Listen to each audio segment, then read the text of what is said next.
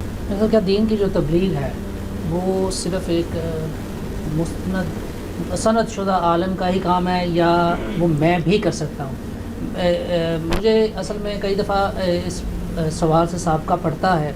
کہ جی آپ احادیث جو ریفر کر رہے ہیں اس باب میں وہ آپ ریفر نہیں کر سکتے کیونکہ آپ کی جو نگاہ ہے وہ پوری احادیث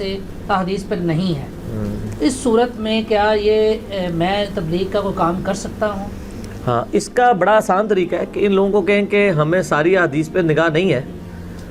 حالانکہ ہمیں یہ پتہ ہے کہ آپ کے جو علماء ہیں اور ان کے جو بزرگ ہیں ان کو تو اتنی بھی علم حدیث نہیں آتا تھا جو ہمارے لیکچر سننے والوں کو آتا ہے، اگرچہ ہمیں یہ بات پتہ ہے لیکن ہم آپ کو نہیں کہتے، آپ کو برا لگے گا۔ قرآن پاک کا احاطہ تو دو گتوں کے درمیان ہوا ہے نا، تو ان کو کہیں کہ اپنے مولانا صاحب کو بٹھا لیں، قرآن ہم شروع کرتے ہیں تو وہ بتائیں کہ ان کا کون سا عقیدہ قرآن سے میچ کھاتا ہے، جس میں ہم ان سے اختلاف کر رہے ہیں، جس میں ہم ان سے اتفاق کر رہے ہیں وہ تو میچ کھاتا ہی ہوگا، یعنی وہ بھی کہہ رہے ہیں ایک اللہ ہے، ہم بھی کہہ رہے ہیں ایک اللہ ہے، نہیں، جہاں ڈفرینس آ رہا ہے، یعنی قرآن کہہ رہا ہے اللہ اس کے رسول کی اطاعت کرو اور باقیوں کی غیر مشروط نہیں ہے، مشروط اطاعت ہے، آپ نے اپنے بزرگوں کی اطاعت جو ہے وہ اللہ رسول کے مقابلے پہ لے آئے ہیں، اب اس میں قرآن کے عقیدوں پہ آپ ہیں یا ہم ہیں، کوئی قرآن تو دو گتوں کے درمیان ہے، ذخیرہ حدیث والا چکر تو نہیں ہے کہ آپ کو ڈھونڈنی پڑیں گی۔ تو یہ سب کے سب فرقے جو ہیں جو گمراہی پہ چل رہے ہیں ان میں سے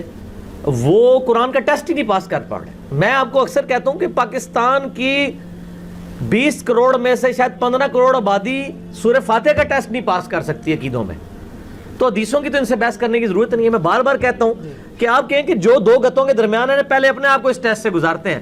رفع الیدین، آمین بالجہر، فاتحہ خلف الامام، یہ بعد میں دیکھیں گے۔ جن کے عقیدے ہی درست نہیں ہے ان سے ہم ان معاملات میں بات کریں، ایک بندے کا ختم نبوت کا عقیدہ ہی درست نہیں ہے، اس سے ہم کیا فقہی مسائل کے اوپر ڈسکشن کریں گے؟ ٹھیک ہوگا؟ سر آج کل کے دور میں انسان جو ہے اپنے اور باقی یہ جو آپ نے کہا نا علماء، اس پہ میرا یوٹیوب پہ کلپ ہے علماء سے علم دین حاصل کرنے کا طریقہ، علماء سے بھی علم حاصل کرنے کا ایک طریقہ ہے نا، ہر کام طریقے سے ہوتا ہے، علماء سے طریقہ یہ ہے کہ علماء کو کہیں کہ آپ نے اپنے بزرگوں کی کوئی بات نہیں بتانی، ٹھیک ہے نا، تو آپ نے ہمیں بات بتانی ہے اللہ اور اس کے رسول کی عز و جل و صلی اللہ علیہ وآلہ وسلم۔ تو اب آپ شروع کیجئے، ہم آپ سے سیکھنے کے لیے تیار ہیں، تو پھر آپ دیکھیں آپ کے ساتھ کیا کرتے ہیں۔ آپ کو کہہ دیں گے کہ وہابی ہو گئے ہو تم، یہی کہتے ہیں نا، گالی بنائی ہوئی ہے، تو ان کی کاؤنٹر بھی میں نے ایک بنائی ہوئی ہے، یہ آپ کو کہتے ہیں نا وہابی ہیں، آپ کے آپ بابی ہیں، آپ بابوں کے ماننے والے ہیں، ہم نہ وہابی ہیں نہ بابی ہیں، ہم مسلم ہیں، محمدی ہیں صلی اللہ علیہ وآلہ وسلم، نہ ہمیں بابی بننے کا شوق ہے نہ وہابی بننے کا شوق ہے، ٹھیک ہوگا جی؟